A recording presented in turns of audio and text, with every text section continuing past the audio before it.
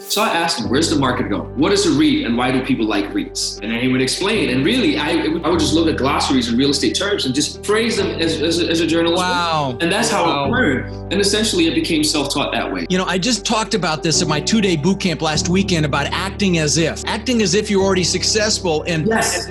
Philip just did the same thing via questions and not exposing ignorance. And I love that the way you coined that, because guys, you can start a meetup group. You can start a Facebook group. You can do an Instagram and interview people, because by virtue of the fact that you're the one doing the interviewing or presenting or hosting, even though you maybe still be fairly ignorant about the subject matter, you're positioned as an authority. And that's credibility. Exactly, for credibility. Exactly. So guys, I wanted to hammer that home. You can do the same thing. And there's so many incredible platforms now that you can utilize with social media.